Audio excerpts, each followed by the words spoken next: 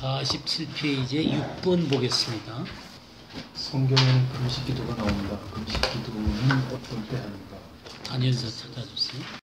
바사왕 고레스 3년에 한 일이 벨드사살이라 이름난 다니엘에게 나타났는데 그의 참전이 곧 큰 전쟁에 가는 것이라. 다니엘이 그 일을 분명히 알았고 그 이상을 깨달으니라.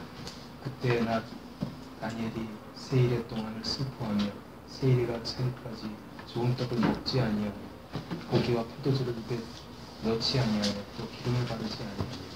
예. 지금 이 장면은 누가 금식 기도하는 거예요? 네, 다니엘이 하는 거죠? 다니엘이 금식 기도를 합니다. 뭐를 위한 금식 기도를 하는 것 같아요? 1절에 그일이 참되니 곧 전쟁에 관한 것이라 그랬죠? 전쟁에 관한 것이라 그랬고요. 다니엘이 그 일을 분명히 알았고 그 환상을 깨달으니라. 그러니까 환상이 보여졌죠. 그러니까 그 환상을 놓고 그 전쟁에 관한 환상인데 기도를 드리면서 금식을 하고 있습니다. 근데 이 환상의 내용이 구체적으로 뭐냐면 13절을 보게 되면요. 그런데 바사 왕국의 군주가 21일 동안 나를 막았으므로 내가 거기 바사 왕국의 왕들과 함께 머물러 있더니 가장 높은 군주 중 하나인 미가엘이 와서 나를 도와주므로 그랬죠. 여기 바사 왕국의 군주 그랬죠. 바사 왕국의 군주. 페르시아 얘기하는 거예요. 페르시아를 다스리고 있는 영적인 존재를 얘기하고 있습니다. 여기 미카엘도 역시 그러니까 이스라엘을 보호하고 있는 그런 영적인 군주죠. 그러니까 이런 영적인 세력들에 대해서 이 다니엘서 10장은 아주 귀한 것들을 우리에게 보여주고 있습니다. 이게 주님이 이렇게 나타나셔갖고 지금 다니엘에게 그 기도에 대해서 응답을 하고 있는 그런 장면 가운데 이런 얘기를 하고 있는 것입니다. 그러면서 20절에 또 뭐라 그랬냐면 그가 이르되 내가 어찌하여 내게 왔는지 내가 아느냐? 이제가 내가 돌아가서 바사 군주와 싸우려니와 내가 나간 후에는 헬라의 군주가 이를 것이다. 이 바사의 군주, 페르시아의 군주하고 이렇게 싸우는데 이 군주가 이제 물러나게 되고 누가 들어오게 될 거냐면 헬라의 군주가 들어오게 될 것이다. 그러니까 헬라의 세력을 얻고 있는 영적인 세력들이 들어오게 될 것이다 라는 얘기를 지금 다니엘서 10장은 하고 있습니다. 그러니까 이 전쟁에 관한 내용은 뭐냐면 페르시아가 패배를 하고 헬라가 새롭게 이 중동의 이 세력들을 잡게 될 것이다 라고 하는 내용을 지금 이 다니엘을 통해서 알려주고 있는 것입니다. 그래서 이것을 놓고 지금 다니엘은 깊이 기도를 드리고 있습니다. 이 금식 기도를 드리면서 이런 영적인 이런 그 세력들 간의 이런 싸움 속에서 페르시아가 멸망을 하고 헬라가 이렇게 들어오게 되는 이런 과정들을 얘기하면서 이런 것들을 놓고 하나님 앞에 그 깨달음을 놓고 간절히 이 다니엘이 기도를 드리고 있습니다. 근데 여기에 이제 하나 특이한 것은 어떤 것이냐면 다니엘이 금식 기도할 때 완전히 아무것도 안 먹고 기도한 건 아니에요. 그랬죠? 네, 완전히 안 먹고 기도하지는 않았어요. 그 2절과 3절에 보게 되면 다니엘이 세 일 동안 슬퍼하면서 기도했죠? 그러면서 그 세 일이 차기까지 뭐를 먹지 않았어요? 네, 좋은 떡을 먹지 않았고 고기와 포도주를 입에 대지 않았다는 것이죠. 그러니까 금식이라고 하는 것은 완전히 절식일 수도 있고 때때로 자기가 좋은 것들을 이렇게 금하고 그것을 하지 않으면서 오직 주님만 쳐다보는 것도 하나의 금식적인 행위가 되어질 수 있다는 사실을 이렇게 보여주고 있죠. 어쨌든 간에 이런 지금 이 전쟁을 앞에다 놓고 그 환상을 깨닫기 위해서 하나님 앞에 금식 기도하고 있는 다니엘의 모습을 보게 됩니다. 자, 마태복음 4장 보겠습니다. 그때 예수께서 성령에게 이끌려 마귀에게 시험을 받으러 광야로 가사 40일을 밤낮으로 금식하신 후에 죽이신지라. 네. 예수님의 40일간 금식 기도죠. 이건 무슨 기도를 광야에서 40일간 이 금식하면서 무엇을 위해서 기도를 했어요? 이제 공수행에 시작하기 전에 공생이 시작하기 전에 자신을 하나님 앞에 온전하게 준비하도록 하기 위해서 지금 그 금식 기도를 드리고 있습니다. 그죠? 자, 사도행전 13장 보겠어요. 사도행전 13장 1절에서 3절까지. 안디옥 교회에 선지자들과 교사들이 있으니 곧 바나바와 니게르라는 시몬과 구레네 사람 루비오와 분봉왕 헤롯의 동생 마나엔과 및 사울이라. 주를 섬겨 금식할 때에 성령이 가라사대 내가 불러 시키는 일을 위하여 바나바와 사울을 따로 세우라 하시니 이에 금식하며 기도하고 두 사람에게 안수하여 보내니라. 네, 지금 이 장면은 어떤 장면이에요? 지금 이제 예루살렘에서부터 그 사람들이 이렇게 흩어져 나아갔죠? 그래가지고 어디에 와서 지금 머물게 된 거예요? 네, 안디옥에 와서 머물게 됐죠, 그죠? 안디옥에서 최초로 안디옥 교회의 중요한 특징은 어떤 거예요? 안디옥 교회의 중요한 특징은 어떤 거예요? 이방인들에게 예, 이방인하고 이 이스라엘 사람하고 같이 회중을 이뤘죠, 그죠? 그래서 이 이스라엘 사람들과 이방인이 함께 교회를 하고 있는 그런 상황입니다. 그런 반면에 이제 예루살렘 같은 경우는 순전한 유대인들만 그 교인들이었죠, 그죠? 근데 이 안디옥은 이방인하고 유대인들이 함께 교인들을 이루었습니다. 근데 왜 금식 기도를 했죠? 세우기 2절에 보면 주를 섬겨 금식할 때에 그랬죠? 주를 섬겨 금식할 때에 성령이 바울과 바나바를 따로 세우라 그랬죠? 네. 그리고 따로 세워가지고 나중에 또 금식하면서 두 사람을 보냈죠. 그러니까 이 금식이 이 안디옥 교회 사람들한테는 상당히 이렇게 자주 이렇게 하고 있는 모습을 보게 되죠, 그죠? 근데 주를 섬겨 금식을 했습니다. 이 주를 섬긴다라는 말이 무슨 말이에요? 예배 드리고 또 그 교회를 이끌어가고 하는 전반적인 것을 얘기하는 것이죠. 근데 그런 것들을 위해서 뭐를 했냐면 금식을 했습니다. 왜 금식을 했겠어요? 그런 전반적인 과정 가운데서 성령님의 깊은 인도를 받고 싶어서 그런 거예요. 예배도 그렇고 행정적인 것도 그렇고 말씀을 전하는 것도 그렇고 자기 힘으로 그것을 하려고 하는 게 아니라 성령님께서 그 모든 과정들을 주장해 주시도록 이렇게 금식하면서 기도를 드리고 있는 모습을 보게 됩니다. 그래서 하나님 앞에 그 모든 상황들을 놓고 이렇게 금식하면서 기도를 하니까 성령님께서 뭐라 그러셨어요? 바울과 바나바를 따로 세우라 그랬죠. 따로 세워서 선교사로 보낼 것들을 말씀하고 있는 것을 보게 됩니다. 자, 우리는 이 몇 가지 금식하는 상황들을 봤습니다. 다니엘은 어떤 영적인 것들을 깊이 깨닫게 하기 위해서 하나님 앞에 금식하면서 기도했고요. 예수님 같은 경우는 공생애에 하나님의 뜻을 따라서 온전하게 행할 수 있도록 금식하면서 준비를 했습니다. 그리고 지금 안디옥 교회는 성령께서 온전히 그 교회를 주장해 주시도록 금식하면서 기도하는 모습을 보게 됩니다. 그러니까 이 상당히 이 금식 기도는 어떤 중요한 상황 가운데서 그것을 좀 더 깊이 하나님의 뜻을 알고 하나님의 역사를 기대하면서 금식했던 것들을 보게 되죠. 한 가지만 더 보도록 하겠습니다. 에스더서 4장 16절을 한번 보겠습니다. 당신은 가서 수산에 있는 유다인을 다 모으고 어서 오세요. 나를 위하여 금식하되 밤낮 3일 먹지도 말고 마시지도 마소서. 나도 나의 시녀와 더불어 이렇게 금식한 후에 규례를 어기고 왕에게 나아가리니 죽으면 죽으리이다 하니라. 네, 지금 이 상황이 어떤 상황이에요?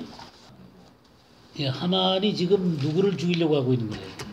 예, 유다 사람들을 다 죽이려고 하고 있는 것이죠. 그럴 때 이 에스더에게 모르드게가 왕 앞에 나가서 좀 얘기를 좀 하라 그런 얘기를 하잖아요, 그죠? 그럴 때 이 왕 앞에 나가기 전에 에스더가 지금 뭘 부탁하고 있는 거예요?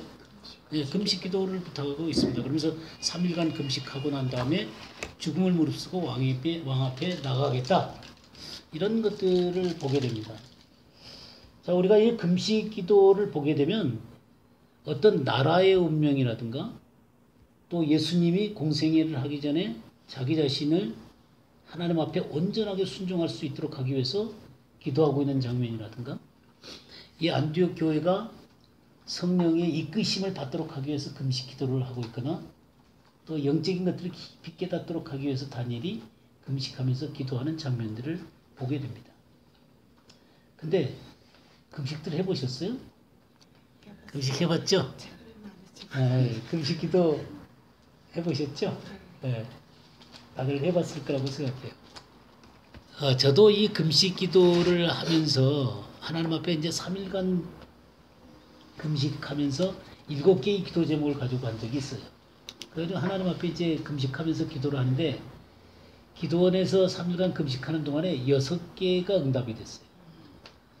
그 다음에 이제 집에 내려와서 3일간 금식을 딱 끝내고 집에 내려왔는데 집에 내려오자 그 기도가 또 바로 응답이 됐던 그런 경험이 저한테 있어요. 그래서 이 금식 기도가 하나님 앞에 어떤 돌파를 이루는데 굉장히 중요한 역할을 한다.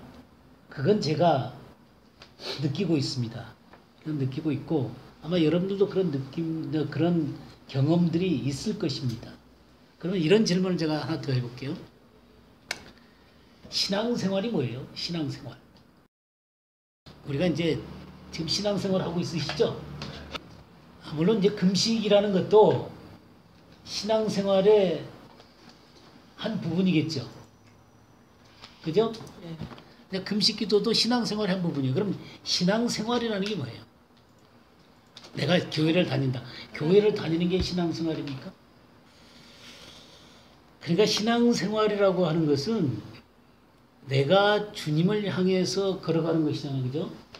주님을 향해서 걸어가는데 내가 주체가 돼서 걸어가는 게 아니라 주님이 우리를 이끌어 주시는 것입니다. 그러니까 주님의 이끄심을 따라서 내가 주님을 따라가는 거예요. 그렇죠? 그러니까 내가 주체가 아니라 누가 주체예요? 예수 그리스도가 주체이시죠. 그래서 그분이 나를 이끌어 가시는 것입니다. 그러면 이런 이끄심을 따라서 주님을 따라가야 되는데 내 힘으로 어떻게 다 쫓아갈 수가 있으십니까? 어떻습니까? 성령님의 도우심을 받아야. 그렇죠. 그러니까 내 힘으로 주님을 온전하게 쫓아가기가 어렵다는 것을 느끼시죠. 그러니까 중요한 것은 성령의 권능을 따라서 쫓아가야 되는 것입니다. 그러니까 주님이 이끌어 주시는데 내 힘으로 쫓아가는 것이 아니라 성령의 권능을 힘입어서 쫓아가는 거예요. 그러면 구체적으로 우리가 주님의 이끄시고 성령의 권능을 따라서 뭐에 순종하면서 가는 거예요? 네, 말씀에 순종하는 것입니다. 하나님의 말씀에 순종하면서 쫓아가게 되는데 하나님이 그렇게 나를 이끄시고 성령의 권능을 주시고 말씀을 순종하게 하시는 이유가 있겠죠. 그게 뭐겠어요? 하나님의 나라를 이루기 위해서입니다. 그러니까 자, 이걸 종합해 봅시다. 신앙생활이라고 하는 것은 뭐냐면 주님의 이끄심을 따라서 또 성령의 권능을 힘입고 하나님의 말씀에 순종하면서 뭘 이루어가는 거예요? 하나님의 나라를 이루어가는 게 신앙생활이에요.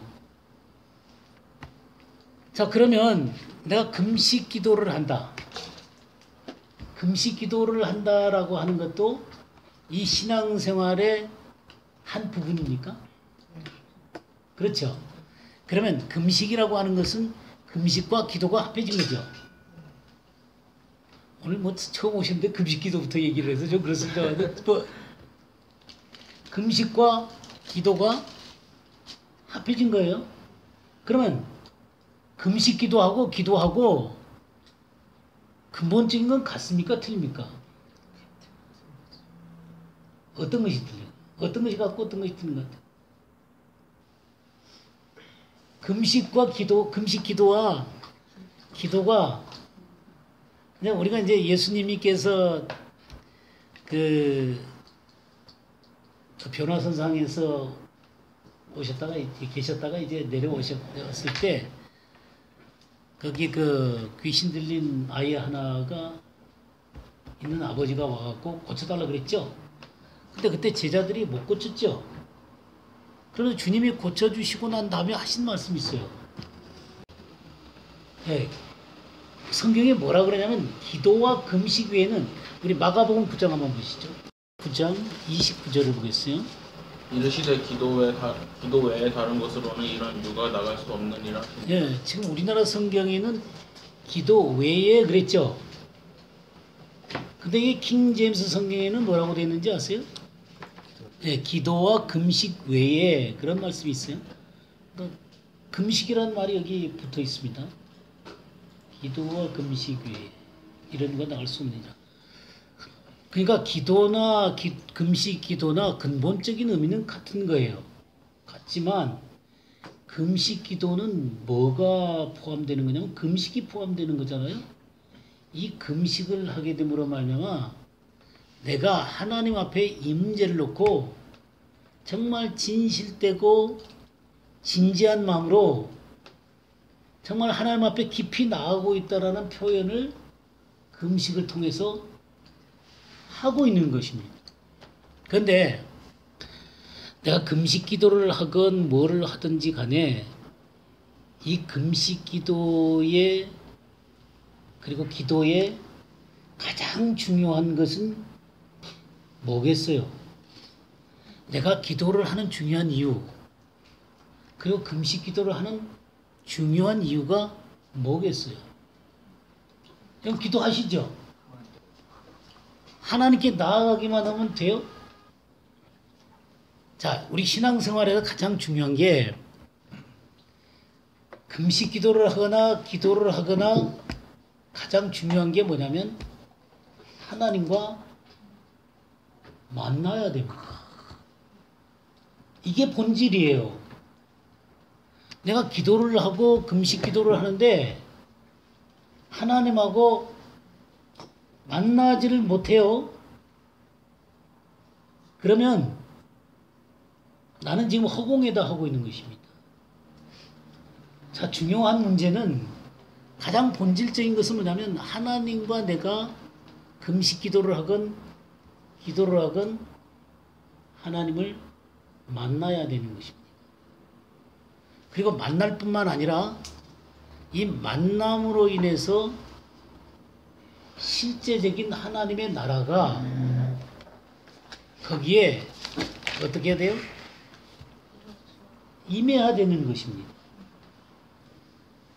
그러면 하나님의 나라에 대해서 성경이 뭐라고 얘기를 하고 있냐면 우리 로마서 14장 한번 보겠어요. 로마서 14장 17절 보겠습니다. 하나님의 나라는 먹는 것과 마시는 것이 아니요 오직 성령 안에 있는 의와 평강과 희락이라. 예. 그러니까 내가 하나님을 만나고 하나님의 나라가 그 가운데 이루어지게 되면은 거기에서 나타난 구체적인 표현이 뭐냐면 의와 평강과 희락이에요. 그러니까 그 가운데 하나님과 나 사이에 뭐가 존재해야 되면 의가 존재해야 되는 것입니다. 의가 존재해야 되고 그 다음에 뭐가 존재하면 하나님과 나 사이에 평화의 관계가 존재할 뿐만 아니라 내 내면 가운데 하나님이 주시는 평안이 있다는 것이에요. 그리고 또 하나 중요한 게 희락, 기쁨이 있다는 것입니다. 자, 그러면 우리가 세상에서 재밌는 것들을 할 때 기쁘죠. 골프를 칠 때 기쁘고 또 재밌는 뭐 일들을 할 때 거기 기쁨이 있잖아요. 근데 하나님은 내가 하나님하고 만날 때 뭐를 주시냐면 거기에 하나님이 함께 하시는 기쁨을 주세요. 그리고 평강을 주신단 말이에요. 근데 내가 하나님 앞에 금식 기도를 했어. 하나님 앞에 기도를 했어. 근데 거기에 하나님의 의가 존재하지도 않고 하나님이 주시는 평강도 존재하지 않고 하나님이 주시는 희락도 없어요. 거기에는 뭐가 만약에 그런 것이 없게 되면 여기에는 뭔가 비어있는 것이다 그 말이에요. 자, 그러면 아까 우리가 예수님이 하시는 금식 기도도 봤고 다니엘이 하는 금식 기도도 봤어요. 또 이 안디옥 교회 성도들이 기도하는 것도 봤습니다. 또 에스더가 기도했을 때 그들은 이 기도함으로 말미암아 하나님의 구체적인 역사하심, 하나님과의 만남이 있었습니까? 없었습니까? 있었죠. 있었어요. 근데 어떤 금식 기도는 하나님과 관계없는 것일 수도 있다 그 말이에요. 내가 기도를 하고 분명히 하나님 앞에 금식하면서 나아갔는데 어떤 기도는 분명하게 응답이 되어지는데 어떤 기도는 응답이 되어지지 않는단 말이에요. 자, 우리 스가랴서 한번 보겠습니다.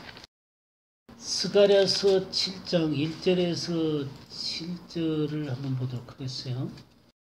다리오 왕 제4년 아홉째 달 곧 기슬레월 4일에 여호와의 말씀이 스가랴에게 임하니라. 그때 베델 사람이 사레셀과 레겜멜렉과 그의 부하들을 보내어 여호와께 은혜를 구하고 만군의 여호와의 전에 있는 제사장들과 선지자들에게 물어 이르되 내가 여러 해 동안 행한 대로 5월 중에 울며 근신하리이까 하매 만군의 여호와의 말씀이 내게 임하여 이르시되 온 땅의 백성과 제사장들에게 이르라. 너희가 70년 동안 다섯째 달과 일곱째 달에 금식하고 애통하였거니와 그 금식이 나를 위하여 한 것이냐. 너희가 먹고 마실 때 그것은 너희를 위하여 먹고 너희를 위하여 마시는 것이 아니냐. 예루살렘과 사면 성읍에 백성이 평온히 거주하며 남방과 평원에 사람이 거주할 때 여호와가 옛 선지자들을 통하여 외친 말씀이 있지 아니하냐 하시니라. 네. 지금 스가랴에게 질문이 왔어요. 뭔 질문이 왔냐면 5월과 7월에 금식을 해야 됩니까? 좀 그런 그 질문이 왔어요. 금식을 해야 됩니까? 왜냐면 스가랴는 지금 언제 사람이에요? 바벨론 포로 때 사람입니까? 바벨론 포로 이후의 사람입니까? 이후의 사람입니까? 이후 사람이죠, 그죠? 스가랴는 BC 500년 사람이에요. 500년에서 이 400년 사이에 있었던 사람이에요. 그러면 바벨론에서 있었던 사람이 바벨론은 BC 583년부터 70년간 있었잖아요, 그죠? 그러니까 거의 그 500년까지 바벨론에 있었어요. 이 바벨론에서 고통스러운 생활을 하다 보니까 뭐를 위해서 이스라엘 백성들이 했냐면 7월과 5월에 하나님 앞에 금식하러 나갔어요. 그러니까 질문을 하는 거예요. 지금 바벨론 포로에서 돌아왔잖아요. 돌아온 사람들이 뭐라고 얘기하냐면 금식을 재개를 해야 됩니까? 라고 얘기를 했어요. 그러니까 하나님이 뭐라고 얘기를 하냐면 니네들이 바벨론에서 70년 동안 있었을 때 금식한 게 무엇 때문에 금식했냐면 5절에 뭐라 그랬어요? 그 금식이 나를 위하여 한 것이냐? 그러니까 하나님을 향한 금식이, 그러니까 하나님의 영광에 합당한 금식이 아니었다는 것입니다. 그래서 뭐라고 얘기해요? 너희가 먹고 마실 때 그것은 너희를 위하여 먹고 너희를 위하여 마시는 것이 아니냐. 그러니까 금식을 하든 먹든 마시든 금식을 하든 간에 이들의 근본적인 핵심은 뭐냐면 하나님을 향해서 바르지 않았다는 것입니다. 근데 바르지 않았다라는 얘기를 하면서 아주 중요한 얘기를 하는데 7절 말씀이에요. 그 개혁 한글이죠. 네, 개혁 한글이에요. 개혁 한글하고 이 개혁 개정하고 좀 다르죠. 번역 그 내용은 같지만 약간 번역한 내용이 좀 달라요. 여기 보게 되면 7절에 예루살렘과 사면 성읍의 백성이 평온히 거주하며 남방과 평원에 사람이 거주할 때에, 그러니까 평화롭게 살 때에 그 말이죠. 여호와가 옛 선지자들을 통하여 외친 말씀이 있지 않느냐. 그러니까 평안할 때 하나님이 선지자를 통해서 뭐를 전했다는 거예요? 그냥 하나님의 말씀을 전했다는 거예요. 자, 이 말씀을 왜 했어요? 자, 지금 금식의 얘기를 물었어요. 5월과 7월에 금식을 재개해야 됩니까? 그러니까 너네들이 바벨론에 있을 때 금식했는데 그게 나를 위해서 한 거냐? 너희들이 공부하고 괴로우니까 그것에서부터 해방되기 위해서 기도를 했는데 금식했는데 중요한 것은 뭔 지적을 하냐면 니네들이 평안할 때에 내가 선지자들 통해서 너네들한테 전한 말씀이 있다. 그러니까 하나님이 원하시는 것은 뭐냐면 너희가 평온할 때 내가 전했던 그 선지자를 통해서 전했던 말씀을 지키게 되면 하나님께서 너희를 평안하게 인도했을 거라는 것입니다. 근데 너희가 말씀을 어기고 우상숭배나 그런 것에 빠져 있었기 때문에 바벨론으로 쫓겨갔고 바벨론에 쫓겨가서도 계속해서 금식하고 그랬음에도 불구하고 너네들이 이 하나님의 말씀을 기억하지 않았다는 것입니다. 많은 경우에 사람들은 하나님의 말씀이라는 길을 평안할 때 따라가는 게 제일 좋아요. 하나님의 말씀을 따라가게 되면은 순종하게 되면 하나님이 우리에게 평화를 주십니까?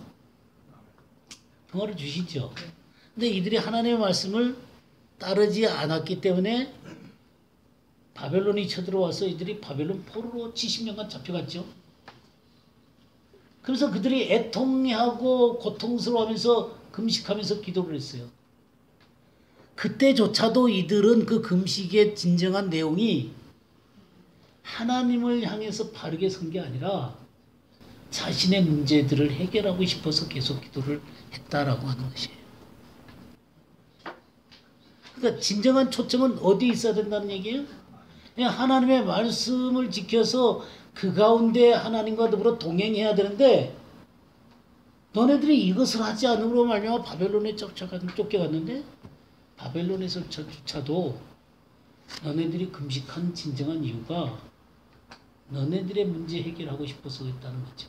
하나님 앞에 자기 자신을 진정으로 돌이키는 데 초점이 있지 않았다라고 하는 것입니다. 지금 그 얘기를 하고 있다. 그러니까 어떤 금식들이라고 하는 게 금식을 한 중요한 이유가 하나님의 말씀 앞에 그리고 하나님이 원하심 앞에 내가 진정으로 서기 원함이냐라는 거예요. 내가 금식하고 그러는 것들의 이유가 내 문제를 해결하고 싶어서 그런 것이 아니다 그 말이죠. 그러니까 이 본질을 놓칠 수가 있다 그 말이에요. 아까 신앙생활이 뭐냐고 물었습니다. 그러니까 이 금식기도라고 하는 게 하나의 신앙생활인데 이 금식기도를 통해서 우리는 하나님과의 만남이 있어야 되고 하나님의 나라가 그 가운데 임하면서 의와 평강과 희락으로 이끌림을 받아야 되는 거예요. 근데 이거는 없고 하나님 앞에 나아가서 금식하러 나아가는데 내 애통하는 내 문제, 내 고통스러운 내 문제를 해결하고 싶어 하는 데만 초점이 있다 이거예요. 그러니까 하나님은 뭐라고 얘기를 하냐면 너네들한테 평온할 때 전해줬던 선지자의 말씀이 있지 않냐. 그러니까 하나님의 말씀 앞으로 가야 되는 게 진정한 금식의 이유다 그 말이에요. 근데 이 본질적인 것을 잃어버리게 되면은 뭐만 남게 돼요? 내 욕심만 남게 되고 내 요구만 남게 되고. 신명기 6장을 한번 보겠습니다. 이 말씀이라고 하는 게 우리 지난주에 호세아서 보면서 하나님 앞에 돌아갈 때 뭘 갖고 돌아오라 그랬어요? 네, 말씀을 가지고 돌아오라 그랬죠. 지난주에 공부했던 내용이죠. 말씀을 가지고 여호와께 돌아오라 그랬어요. 자, 우리 신명기 6장을 보겠습니다.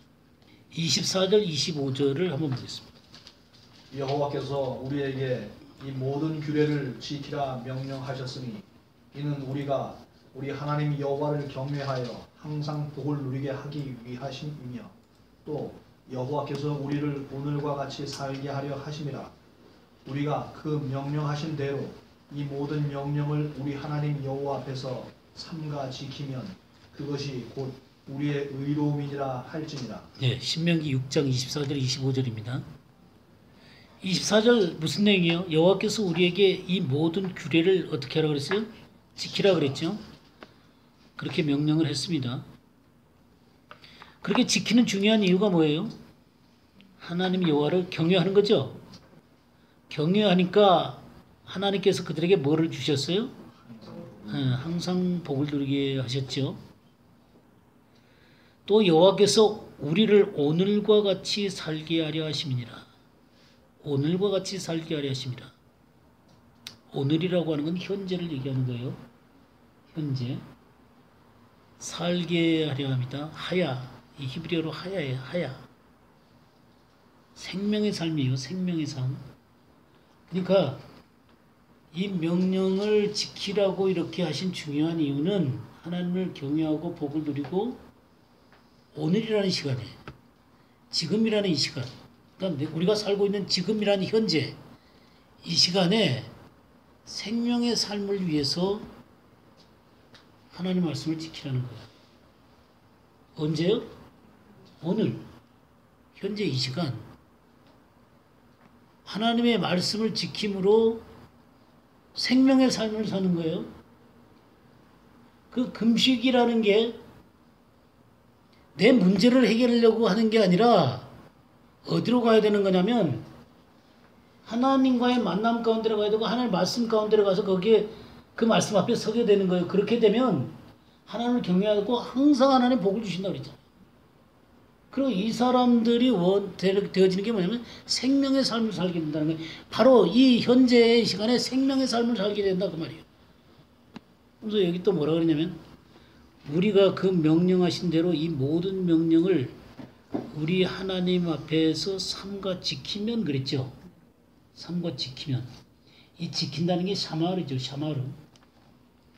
아담에게 이 에덴 동산을 다 베풀어 주시고 나서 뭐 어떻게 하라 그랬어요? 경작하고 지키라 그랬죠. 그게 샤마르예요. 샤마르. 경작하고 에덴 동산을 주시고 나서 경작하고 지키라 그래. 지키라. 샤마르. 똑같은 단어예요. 근데 아담이 그 명령을 지켰어요? 못 지켰죠. 다 잃어버렸어요. 다 잃어버렸어요. 지금 이 우리들한테 이 모든 명령을 삼가 지키면 그랬어요. 그것이 곧 우리의 의로움이니라 그랬어요. 의로움. 이 의로움이 제다카예요. 제다카. 제다카. 의로움. 신약에서는 그 우리 디카이오마 많이 배웠죠. 네, 디카이오마예요. 디카이오마. 의로움. 디카이오마. 그 혼인잔치에 갈 때 그 신부들이 깨끗한 세마포옷을 입었죠. 그 깨끗한 세마포옷을 성경이 뭐라고 하냐면 디카이오마라 그렇게 되어 있습니다. 옳은 행실. 옳은 행실이다라고 얘기했죠. 성도들의 옳은 행실이다. 성도들의 옳은 행실이다라고 하는 옳은 행실이 뭐냐면 디카이오마예요. 그러니까 이 구약 성경의 제닥하고 똑같은 말이에요. 제덱, 제데카. 똑같은 말이에요. 너희의 의로움이니라. 그러니까 지금 하나님의 말씀을 지킴으로 말미암아 이것이 너희에게 의로움이다 그랬어요. 물론 우리의 의라고 하는 게 예수님을 믿으면 우리가 의롭다 하심을 받죠. 받아요, 안 받아요? 받죠. 하나님이 나에게 의롭다라고 선포를 해줘요. 그러니까 내가 아무 자격이 없음에도 불구하고 예수 그리스도가 나를 위해서 십자가에서 보배로 피를 흘리셨기 때문에 내가 예수님을 믿으면 이 죄 있는 나를 뭐라고 불러줘요? 의롭다고 불러줘요. 칭의, 그죠? 칭의. 의롭다고 불러줘요. 그러나 이 의롭다함을 불러준 이 사람은 그 삶 가운데 뭐를 드러내야 되냐면 의로움을 드러내야 되는 거예요. 그러니까 의롭다 하심을 얻었기 때문에 하나님의 말씀을 삼가 지키면서 의로움을 드러내야 되는 거예요. 근데 많은 경우에 사람들이 예수님을 믿는다 그래요. 그래서 예수님을 믿으면 의롭다 하심을 받는데 이것까지는 좋아해요. 의롭다함을 받는 건 좋아하는데 의롭다함을 받은 사람이 의를 드러내는 것이 너무나 당연한 거다 그 말이에요. 하나님의 말씀을 삼가 지키면 이것이 너에게 의로움이 되는 거예요. 근데 이 두 가지가, 그러니까 의롭다 하심 받는 것과 의를 드러내는 것이 이게 같은 것이다, 같이, 그러니까 종이의 양면 같은 거다 그 말이에요. 의롭다 하심을 받았으면 그 의의 삶이 드러나야 되는 게 하나님의 원하심이다 그런 얘기예요. 근데 많은 경우에 사람들이 이 두 가지가 유리되어 있다고. 의롭다 하심을 받는 것에 대해서는 아멘 하지만 의롭다 하심을 받은 사람이 이 째다카, 의를 드러내는 것, 디카요마, 옳은 행실, 이걸로 나가는 것에 대해서는 좀 불편해하죠. 불편해해요. 불편해하면서 뭔 얘기를 하냐면 내 육신이 연약하다는 얘기를 해요. 그러면서 하나님 말씀을 지키지 못하는 것들에 대해서 변명을 하게 됩니다. 근데 그래서 이제 자 우리의 삶 가운데 문제가 생겼어요. 하나님 앞에 나아가는데 금식하면서 나아가요. 금식하면서 나아가는데 우리의 이 금식의 초점이 뭐냐면 이 문제를 해결하고 싶은 거예요. 근데 하나님이 스가랴에서 뭐라 그랬냐면 내가 너희들한테 평안할 때 줬던 하나님의 말씀이 있지 않냐냐. 내가 금식을 하러 나아갔을 때 그 금식의 중요한 초점은 하나님의 말씀 앞에 내가 다시금 서야 되는 것이죠. 이게 안 되면 본질이 없는 신앙생활이 되는 거예요. 뭔가 쫓아서 하는데 가장 중요한 뭐가 없어요? 핵심이 없어요. 자, 우리 마태복음 6장을 다시 한번 보죠. 16절에서 18절 한번 보겠어요. 금식할 때 너희는 외식하는 자들과 같이 슬픈 기색을 내지 말라. 저희는 금식하는 것을 사람에게 보이려고 얼굴을 흉하게 하느니라. 내가 진실로 너희에게 이르노니 저희는 자기 상을 이미 받았느니라. 너는 금식할 때 머리에 기름을 바르고 얼굴을 씻으라. 이는 금식하는 자로 사람에게 보이지 않고 오직 은밀한 중에 계신 내 아버지께 보이게 하려 함이라. 은밀한 중에 보시는 내 아버지께서 갚으시리라. 예. 어떤 사람은 신앙생활이라고 하는 게 딱 겉으로 드러난 것만 있는 사람이 있어요. 근데 참된 신앙생활은 뭐냐면 은밀한 중에 보시는 하나님과의 관계예요. 이게 있어야 되는 거예요. 그러니까 내 금식합니다라고 다 내보이는 거예요. 그러니까 머리 그냥 저 부치하게 하고 뭐 저기 초췌해가지고 딱 금식하는 게 보이는 거예요. 이런 거 하지 말라는 거예요. 기름을 딱 바르고 자기를 단장해서 금식하고 있는지 안 하는지를 모르게 하라는 거예요. 그러면서 뭐라 그래요? 누가 보도록 하게 하라고요? 네, 은밀한 가운데 보시는 하나님께서 보시도록 하게 하라는 거예요. 이게 핵심이에요. 은밀한 중에 보시는 하나님과의 만남이 있는 사람이어야 되는 거예요. 사람하고 같이 있는 것이 전부인 사람은 그럴듯하게 보여도 이거는 아무것도 없는 사람이에요. 사람이 다 아는 것밖에 없어. 하나님하고 은밀한 가운데 있는 게 아무것도 없어. 지금 금식 얘기를 하는 거예요. 지금 금식. 자, 이 금식은 지금 이 바리새인들은 이 금식할 때 자기의 의로서 이걸 금식을 한단 말이에요. 자기의 신앙생활이 이 정도다라고 하는 것을 나타내기 위해서 금식하는. 심지어는 이렇게까지 하죠. 우리 누가복음 18장 한번 보겠어요. 9절에서 11절 한번 보겠어요. 또 자기를 의롭다고 믿고 다른 사람을 멸시하는 자들에게 이 비유로 말씀하시되 두 사람이 기도하러 성전에 올라가니 하나는 바리새인이요 하나는 세리라.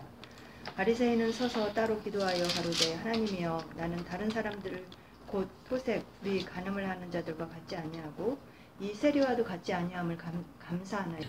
나는 일에 2번씩 금식하고 또 소득의 11조를 드리나이다.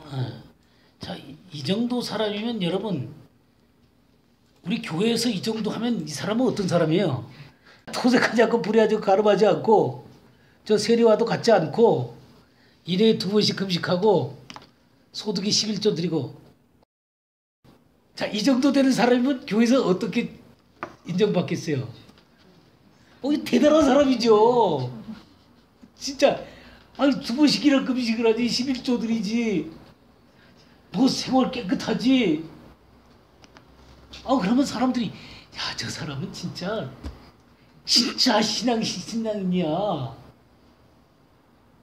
근데 이렇게 얘기할 수 있는데 정작 하나님한테는 어떻게 취급을 받았어요?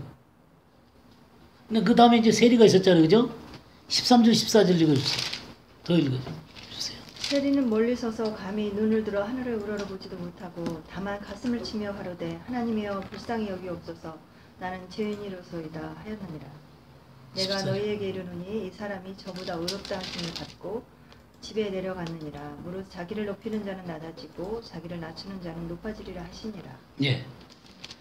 누가 의롭다 하심을 받고 내려갔어요? 세리가 이 가슴을 치면서 울었던 이 하나님 앞에 정말 그렇게 울면서 기도했던 이 세리는 의롭다 하심을 얻고 갔단 말이에요. 근데 바리새인은 이 드러난 게 전부 다예요. 하나님과 이 접촉점이 없었어요. 내 내면 속에 하나님과 접촉점이 있으세요? 하나님의 말씀 가운데 나아가서 그 말씀이 내 속에 있을 뿐만 아니라 그것이 내 삶의 기준이 되어서 다른 사람이 보든 안 보든 간에 이 하나님의 말씀이 내 삶을 이끌어가는 그런 이 본질적인 하나님과의 만남이 있냐는 거예요. 이 드러나고 있는 게 전부 다면 그 하나님 앞에 아무것도 아니라는 거예요.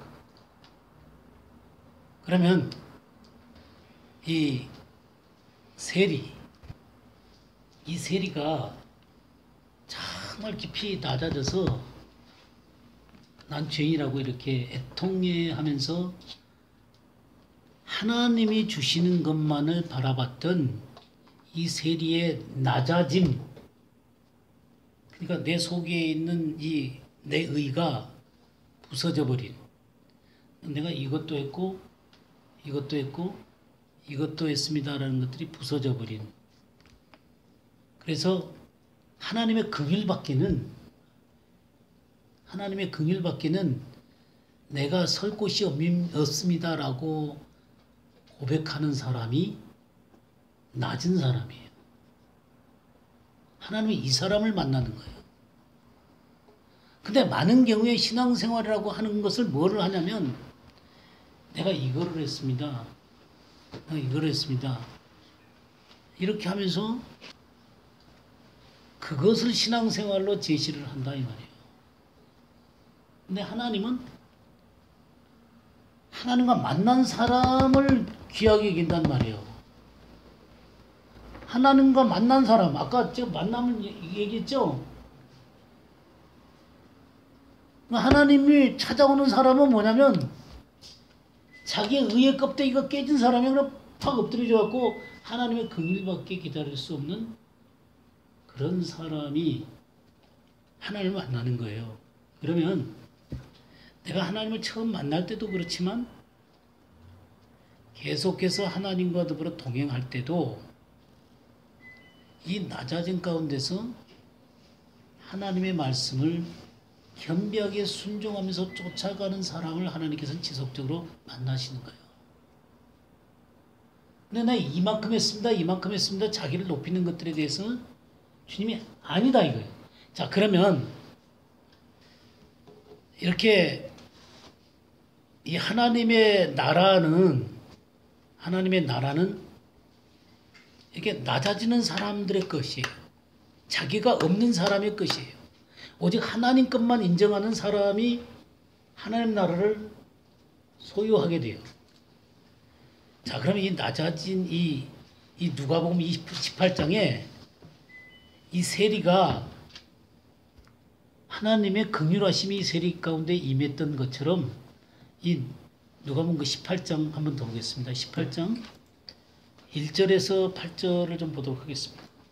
예수께서 그들에게 항상 기도하고 낙심하지 말아야 할 것을 비유로 말씀하여 이르시되 어떤 도시에 하나님을 두려워하지 않고 사람을 무시한 한 재판장이 있는데 그 도시에 한 가부가 있어 자주 그에게 가서 내 원수에 대한 나의 원한을 풀어주소서 하되 그가 얼마 동안 듣지 아니하다가 왜 속으로 생각하던 내가 하나님을 두려워하지 않고 사람을 무시하나 이 가부가 나를 번거롭게 하니 내가 그 원한을 풀어주리라.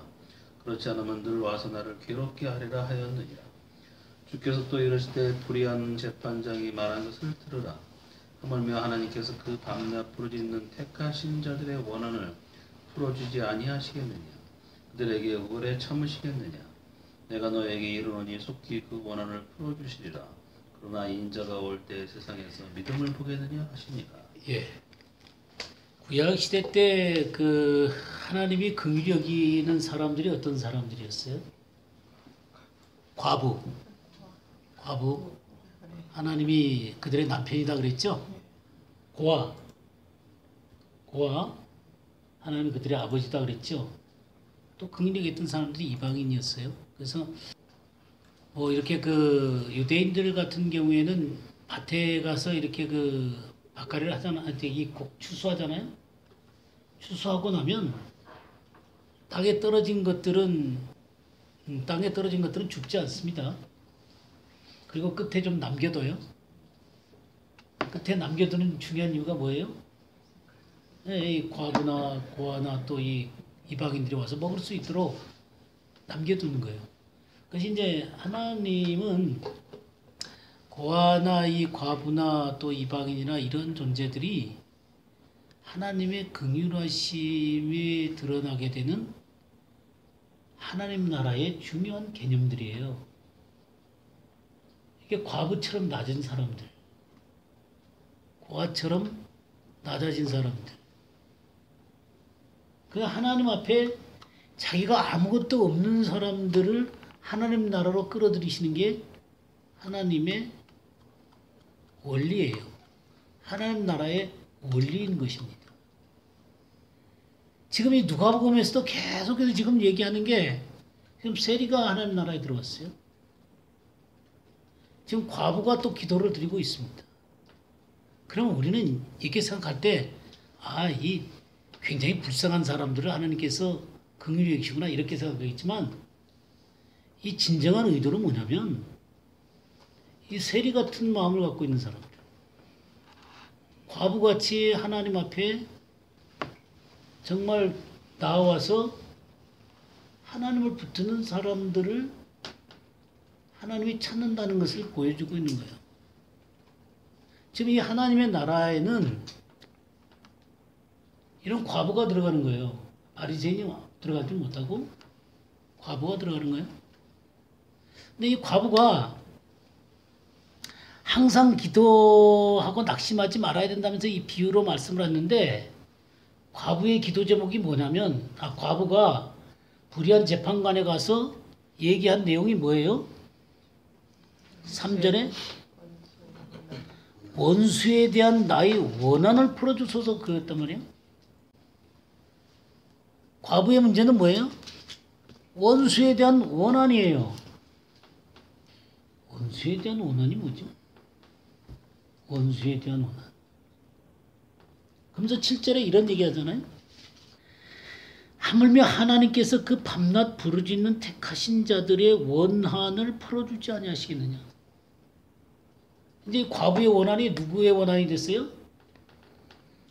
밤낮 부르짖는 택하신 자들의 원한하고 같은 거예요.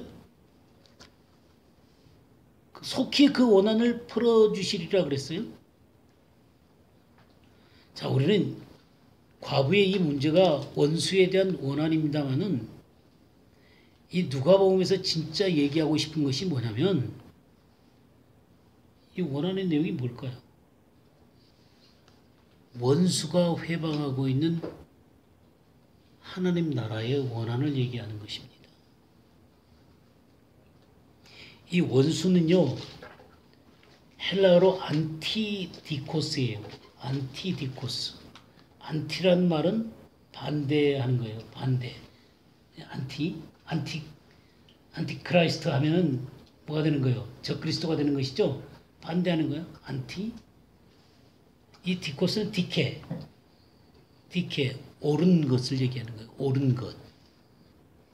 그러니까 안티디코스는 뭐예요?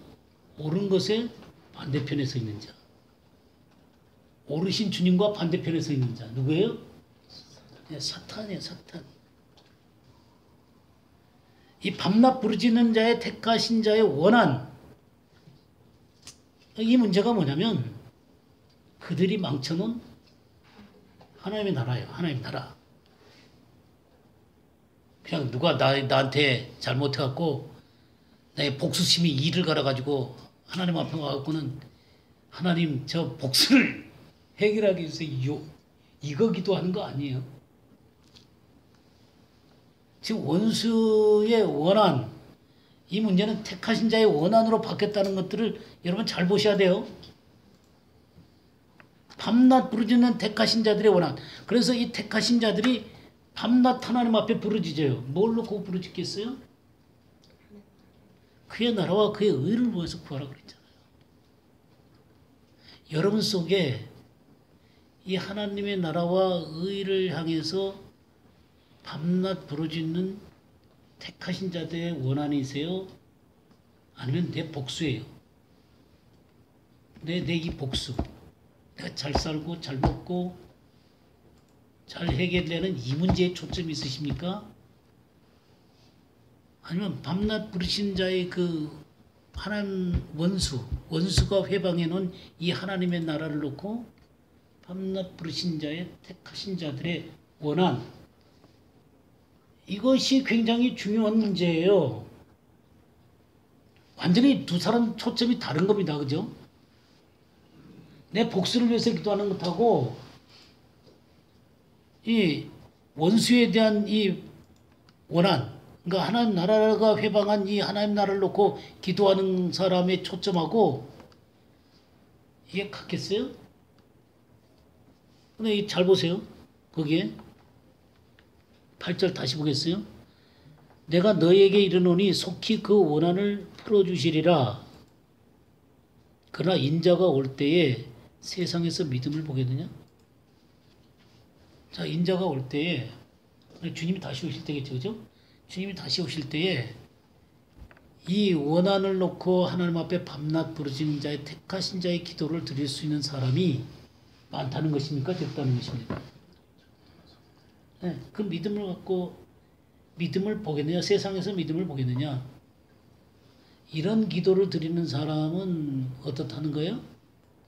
적다는 것이죠. 보겠느냐? 주님이 그런 사람을 보면 굉장히 기쁘시겠죠. 밤낮 부르짖는 택하신 자들의 원한, 이게 여러분 속에 있는 하나님을 향한 이 밤낮 부르짖는 기도세요? 이 택한 자에 대해서 근데 여기 믿음을 보겠느냐 할 때 이 믿음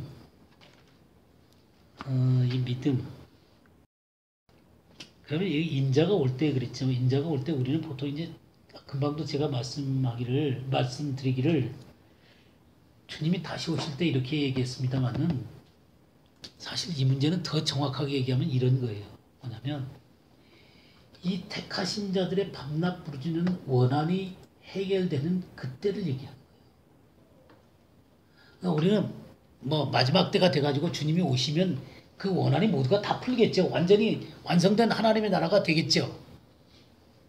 그렇지만 이 말씀에 더 본질적으로 가까운 것은 어떤 것이냐면 밤낮 부르짖어서 하나님 앞에 이 원한을 놓고 나갔기 때문에 주님이 그 문제 가운데 다가오셔서 그 문제를 풀어주시는 것을 얘기해요. 그때까지 하나님 앞에 믿음을 갖고 그 문제를 붙들고 나아갈 수 있는 사람을 찾을 수가 있겠냐 하는 거예요. 마지막 때까지 그 믿음을 붙잡고 그걸 기다리는 것도 기다리는 거겠지만 더 중요한 문제는 이 밤낮 부르짖어서 이 문제를 주님이 오셔가지고 해결될 때까지 이 믿음을 붙잡고 하나님 나라 속에 서가지고 이 회방되는 것이 끊어지고 완전히 그 문제가 풀어지는 믿음으로 나아가는 거예요. 자, 이 믿음이 성경에 우리 갈라디아서 2장 20절 한번 볼까요? 여러분이 잘 아는 기절이죠. 내가 그리스도와 함께 십자가에 못 박혔나니 그런즉 이제는 내가 산 것이 아니요 오직 내 안에 그리스도께서 사신 것이라. 이제 내가 육체 가운데 사는 것은 나를 사랑하사 나를 위하여 자기 몸을 버리신 하나님의 아들을 믿는 믿음 안에 사는 것이라. 예. 여기 내가 그리스도와 함께 죽고 그리스도가 내 안에 사신다 그랬죠. 그러면서 이 그리스도가 사시는 사람들은 어떻게 한다 그랬어요? 나를 사랑하사 나를 위하여 자기 자신을 버리신 하나님의 아들을 믿는 믿음 안에서 산다 그랬죠. 근데 이게요, 킹제임스 성경은 전혀 다르다는 거 아세요? 킹제임스 성경은 달라요. 뭐라고 돼 있어요? 그 자신을 주신 하나님의 아들의 믿음으로 산다 그렇게 돼 있어요. 네. 우리가 그분을 믿는 믿음으로 사는 게 아니라 우리 자신을 위해서 죽었다가 다시 살아나신 자의 그 믿음으로 산다 그렇게 돼 있어요. 그렇게 돼 있어요, 안 됐어요? 그렇게 돼 있죠? 네. 누구 믿음이에요? 예수 그리스도의 믿음으로 산다 그렇게 돼 있어요. 우리는 그분의 믿음으로 산다 이렇게 돼 있는데, 자, 내 안에 사신 그 그리스도의 믿음으로 사는 거예요. 그러니까 하나님이 그리스도에게 주신 그 믿음이 내 속에서 활동해서 그 믿음으로 사는 거예요. 이 NIV나 이 우리나라 이 개혁 성경은 사실 어디서부터 출발한 거냐면 알렉산드리아 역본에서 출발한 거예요. 알렉산드리아 역본에서 출발한 건데 이 킹제임스 성경은 시리아 역본에서 출발한 거예요. 그리고 이 시리아 역본이 95%나 됩니다. 네, 대부분이 다 시리아 역본이에요. 근데 이게 알렉산드리아 역본들이 이 전체적인 것들이 나와가지고 그것을 가지고 번역을 한 게 이제 NIV나 우리나라 성경 같은 것들이에요. 킹제임스 성경이 귀한 거죠. 그리고 완전한 킹제임스 성경만이 완전한 건 아니에요. 또 킹제임스 성경도 불완전한 부분이 있겠지만, 그래서 원어를 보는 게 굉장히 좋겠지만, 어찌됐든 간에 킹제임스 성경은 어떻게 되어 있냐면 우리가 그분을 믿는 믿음이 아니라 그분의 믿음으로 사는 거예요. 내 속에 그분의 믿음이 나를 주장해야 되는 거예요. 이 믿음이 있냐 이거예요. 이 믿음이.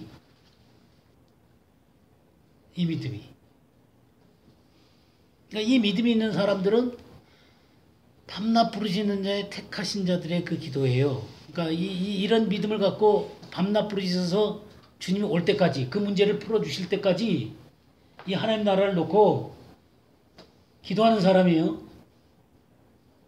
근데 이 밤낮 부르짖는 택하신 자라 그랬죠. 택하신 자. 우리 택하신 자가 어떤 자인지를 조금 더 봤으면 좋겠어요.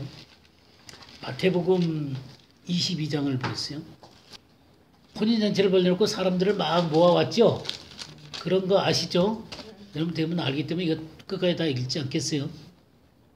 10절 말씀부터 14절까지 한번 읽어주세요. 종들이 길에 나가 악한 자나 선한 자나 만나는 대로 모두 데려오니 혼인잔치에 손님들이 가득한지라.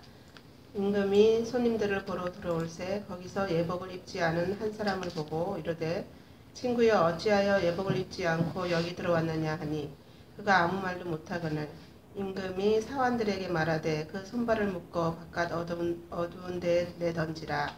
거기서 슬피 울며 이를 갈게 되리라 하니라. 청함을 받은 자는 많되 택함을 입은 자는 적으니라. 네, 이게 사람들이 이제 많이 들어왔어요. 들어왔는데 그 주인이 임금이 이제 거기에 들어왔는데 보니까 어떤 사람이 있어요? 예복을 입지 않은 사람이 있었단 말이에요.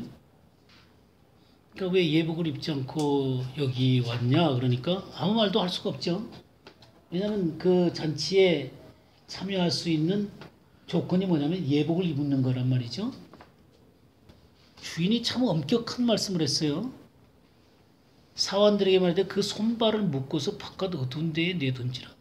아니 저기 그냥 나가라 그러면 되지. 자기 교수가 나가라 그러면 되는데 손발을 묶고 갖고는 어두운 데 갖다 내던지라. 그러면서 무슨 얘기를 하냐면 청함을 받은 자는 많되 택함을 입은 자는 적다 그랬어요. 그러니까 여기에 청해 적기는 했지만 예복을 입지 않은 사람은 그냥 택함을 받지 못한 거예요. 예복을 입은 사람들은 택함을 받은 자들이에요. 그러니까 택함을 받았다는 얘기는 예복을 입었다라고 하는 얘기예요. 자, 혼인잔치에 참여할 예복. 혼인잔치에 참여할 예복을 입으셨어요? 자, 우린 이 혼인잔치에 참여할 예복을 어떻게 얘기하냐면 예수님을 믿음으로 의의 옷을 입었다. 그렇기 때문에 나는 예복을 입었고 택한 자다. 이렇게 얘기하면 딱 반을 얘기한 거예요. 딱 반을 얘기한 거예요. 보통 교회에서 거기까지만 가르쳐요.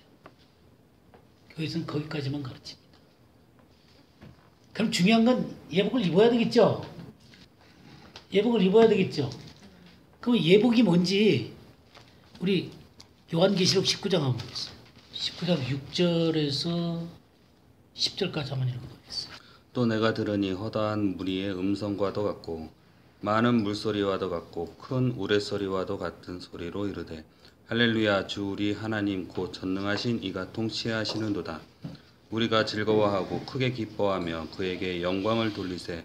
어린 양의 혼인 기약이 이르렀고 그의 아내가 자신을 준비하였으므로 그에게 빛나고 깨끗한 세마포 옷을 입도록 허락하셨으니 이 세마포 옷은 성도들의 옳은 행실이로다 하더라.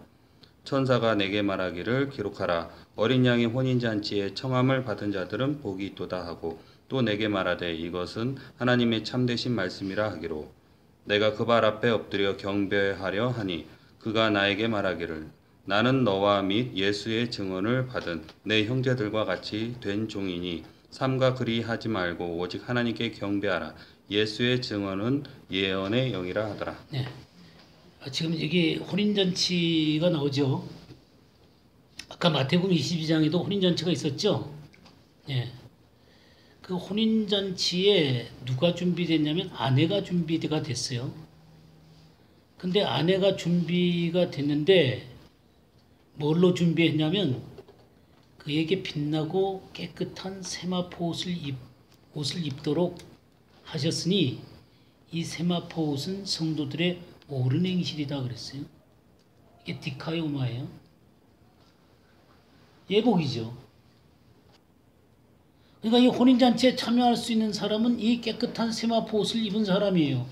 그러니까 내가 예수 그리스도를 믿음으로 의롭다 하심을 받는 건 사실이지만 그 의롭다 하심이라고 하는 게 드러나는 것은 뭐로 드러나냐면 이 세마포 옷으로 드러나게 된다 그 말이에요.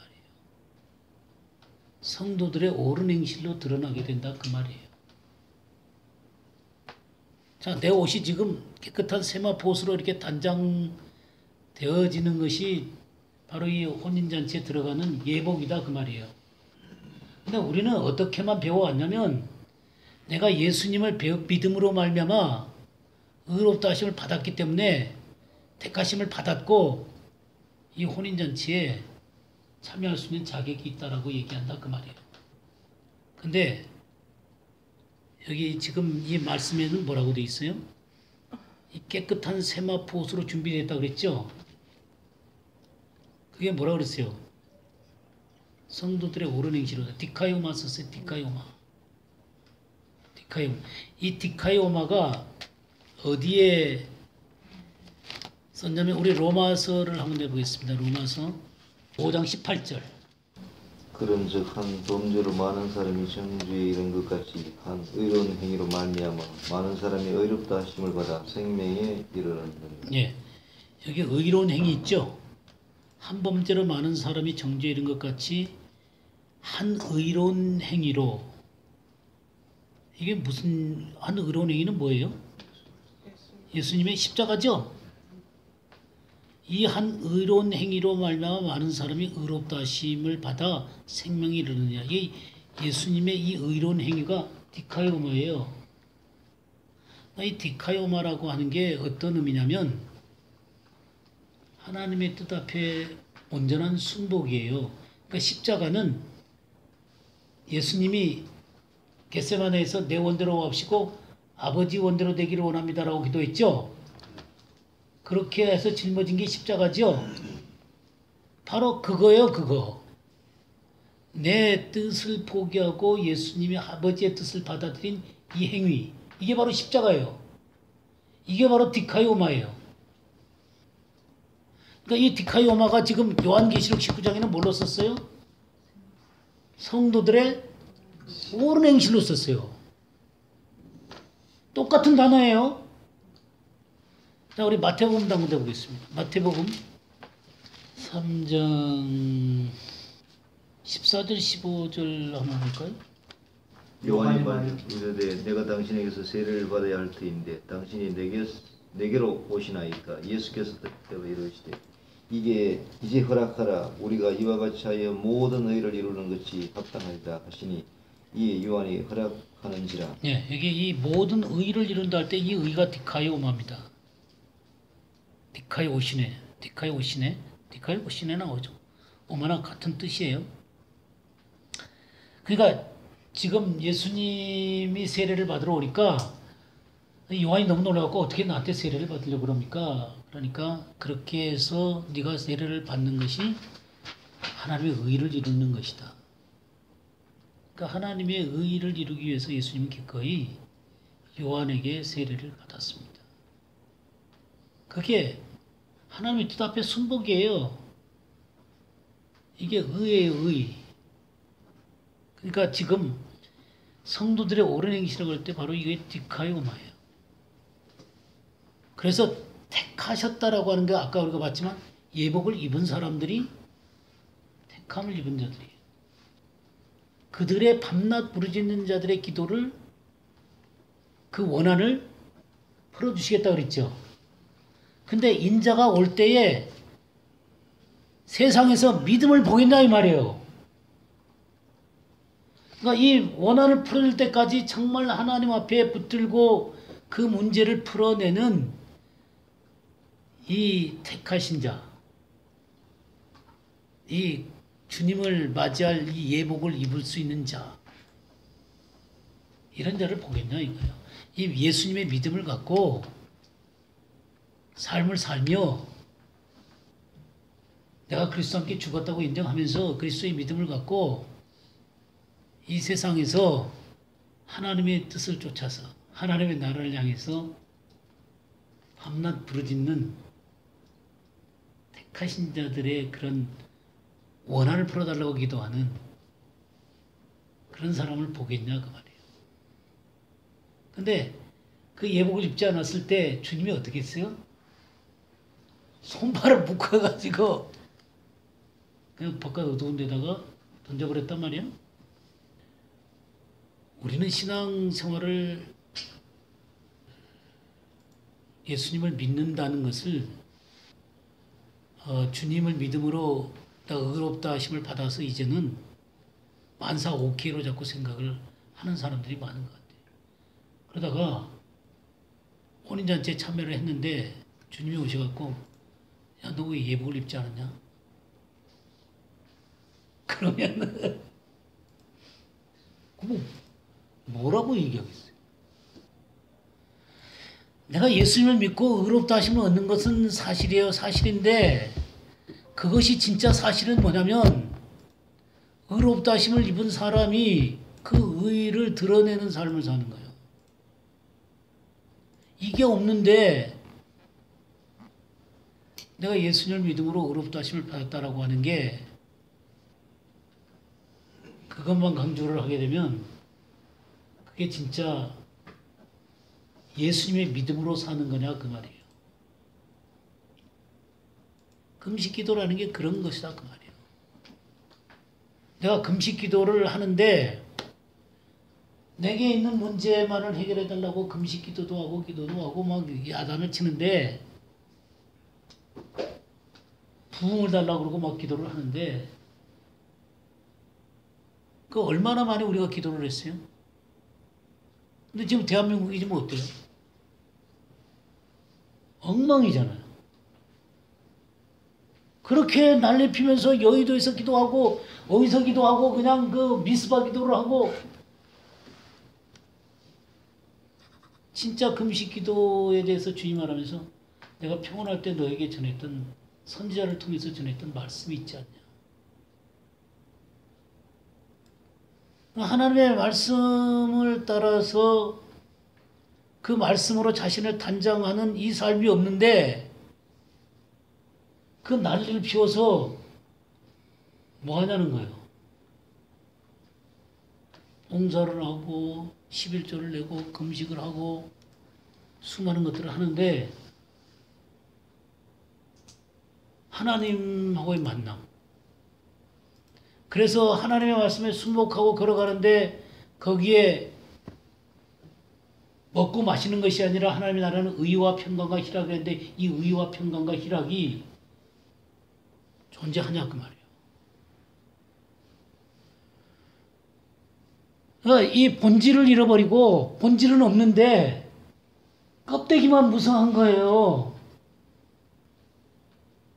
껍데기만 무성하니까 주님이 무화과가 보여갖고 무화과가 열매가 있는 거 알고 봤는데 잎이 무성했잖아요.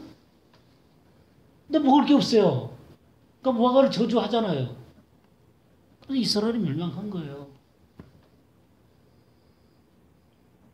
무성하긴 하는데 이 주님과의 만남 가운데 하나님의 나라가 그 가운데 임하고 있지 않다. 아까 그렇게 하면서 이 요한계시록 다시 한번 볼까요? 19장 거기 보면 그 9절 보면 천사가 내게 말하되 기록하라 어린 양이 혼인잔치에 청함을 받은 자들은 사실 이 청함을 받았다는 것도 굉장히 복이 있는 거예요. 왜냐하면 택함을 받을 수가 있기 때문이죠. 내게 말하되 이것은 하나님의 참되신 말씀이라기로 내가 그 발밑에 엎드려 경배하니 그가 나에게 말하기를 나는 예수의 증언을 받은 내 형제들과 같이 된 종이니 삼가 그리하지 말고 나한테 절하지 마라 그런 얘기죠. 그러면서 예수의 증언이 뭐라고 하냐면 예수의 증언은 예언의 영이다. 대언의 영, 대언의 영이든 예언의 영이든 같아요. 예수의 증언은 대언의 영이다. 예언의 영이다. 이게 도대체 무슨 말이에요? 예언의 영이다라는 게 어떤 것이냐면요. 우리는 하나님의 말씀을 문자로 자꾸 의식하기 때문에 문제가 생기는 거예요. 주님이 그랬잖아요. 살린 것은 영이니 육은 무익하니라. 내가 너에게 전한 말이 영이요 생명이다 그랬죠. 요한복음 6장 63절에 하나님의 말씀, 예수님이 말씀을 영이요 생명이다 그랬어요. 그러니까 문자로 증거되는 것은 아무런 능력이 없어요. 영이요 생명으로 증거되어져야 되는 거예요. 그러면 예언의 영이다라고 하는 얘기는 어떤 것이냐면 예언이라고 하는 것은 먼 미래에 대한 것들을 얘기하는 것도 예언이지만 참다운 예언의 의미는 뭐냐면 하나님 앞에 내 모습을 그대로 드러나게 해주는 말씀이 예언이에요. 예언이 뭐라고요? 네, 하나님 앞에 내 모습 그대로 하나님 말씀 앞에 비추어서 온전하게 드러나도록 만들어버리는 거예요. 이게 바로 예언이에요. 예언의 영이란 말이에요. 그렇게 내 자신을 하나님 앞에 완전히 들춰내는 거예요. 그렇게 해서 잘못된 것들을 어떻게 하는 거예요? 떨어뜨리고 거부하고 하나님 앞에 내려놓고 그 말씀 앞에 온전하게 서가는 것을 보고 예언의 영이다. 그게 진정으로 세마포옷을 입는 길이고 택하신 자가 되는 거예요. 오늘은 뭐 여기까지 하겠는데요. 금식 기도 잘못하면은 그냥 행위로 끝날 수 있는 것들이에요. 그냥 종교적인 행습으로 끝날 수 있는 것들이에요. 제가 금식 기도를 다음 주에 더 깊이 하겠는데요. 보다 중요한 금식의 기도 그 의미에 대해서 다음 주에 더 깊이 한번 더 얘기를 하도록 하겠습니다. 얘기하겠는데 중요한 것은 금식이라고 하는 것은 신앙생활의 한 부분이다 그 말이죠. 그냥 한 부분이에요. 기도나 금식 기도나 결국 가장 중요한 문제는 하나님을 만나야 되고 하나님의 나라가 실제해야 되는 거예요. 의와 평강과 희락으로 실제해야 되는 것입니다. 그리고 그것은 하나님의 말씀 앞에 서는 것입니다. 이것이 없이는 바리새인이나 이 바깥 어둠에 쫓겨났던 예복을 입지 않는 자나 그렇게 되는 거예요. 이 수많은 종교적인 그냥 집회 뭐 많이 있는데 그런 것이 우리나라를 변화시키는 게 아닙니다. 수많은 교회 프로그램들이 우리를 변화시키는 게 아니에요. 여러분이 진짜로 본질적으로 주님을 만나고 하나님의 나라가 실제하지 않으면요. 그냥 깡통이에요. 깡통. 아무것도 변화시킬 수가 없어요. 하나님은 다시금 신앙생활에 대한 얘기를 하면서 아까 주님의 이끄심을 받아서 성령의 권능으로 하나님의 말씀에 순종하면서 하나님 나라를 이루어가는 삶이라고 그랬어요. 그게 진정으로 신앙생활하는 사람이에요. 교회 다니는 게 아닙니다. 물론 교회 다니는 것도 한 부분이겠지요. 그러나 그것이 아니에요.